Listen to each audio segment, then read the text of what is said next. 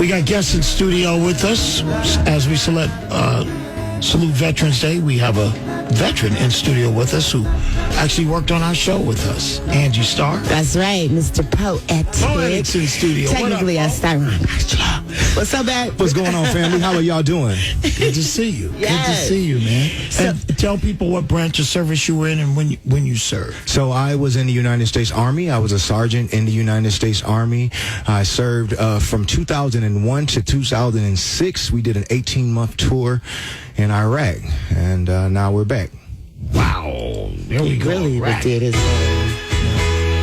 We salute all veterans. We'll tell you why Poetic is in studio, besides the fact that he's a veteran, what he's going to do special tonight. That's all upcoming. All right, we are honored to have veteran Poetic in studio with us today. Hello, Mace. Again, good morning. How you doing? I am great, man. I mean, tell people what branch of service, again, you served in, and you also suffer from.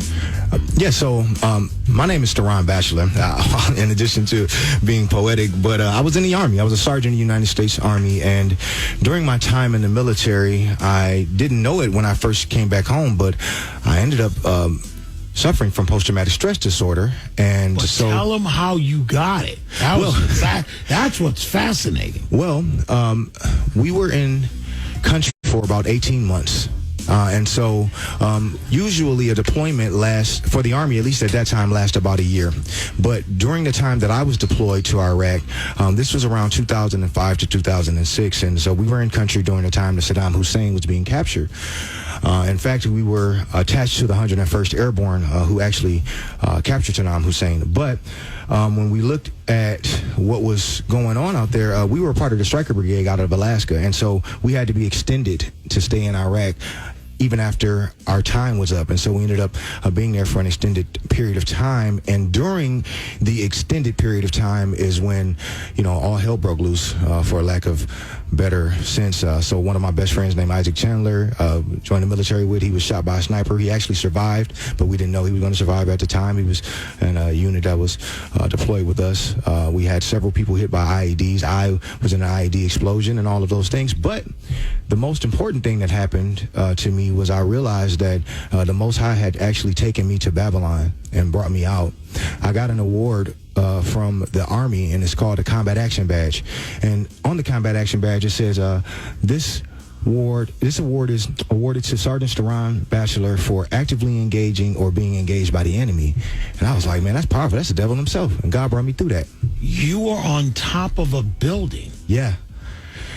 And we had some mortars come in, mortar rounds come in, and there's nothing like being in it for real, like really in combat fire, And so I think that so many folks don't understand what veterans really come through, especially when we live in inner city. Because before I was in the military, I'm from 6 Mile, and so we are unfortunately accustomed to hearing about shootings and different things like that from the way that we live sometimes in urban areas, but nothing really prepares you for the amount of violence that you see. And like I was speaking to one of the guests here off air, you don't really have time to be scared during the time that you go through. You just have to react, because in my experience, I can't speak for all soldiers, all veterans, but when everything hits the fan, if you think about it, you're going to think to be scared. So you try not to think, and you just try to go to your reaction, and you go to your training. And so that is why today is important. That is why Veterans Day is a day that we should celebrate and commemorate each and every member of our families and our friends and the people in our community that ever put on the uniform to serve the United States of America. Well, you do, and thank you for sharing that fascinating story, and congratulations on your award as well for your military combat. Tonight, you're going under the big top. Yes, sir.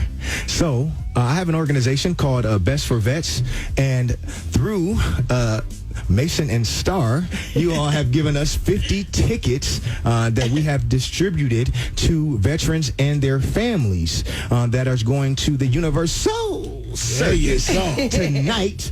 But wait, there's more. I have been blessed personally to work with some real folks that have backed Best for Vets. So one of our partners, our biggest partner, is AmeriFirst Home Mortgage.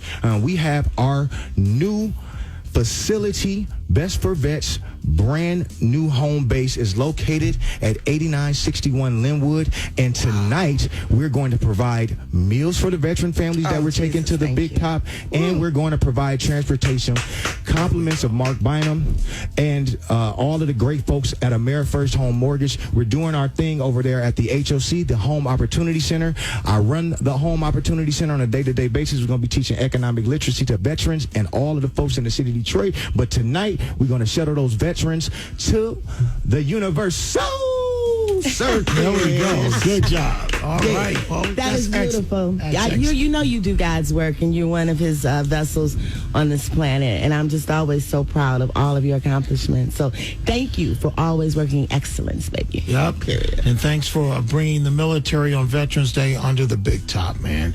Thank you for all you do, Poetic. Thank you, Mace, for always looking out.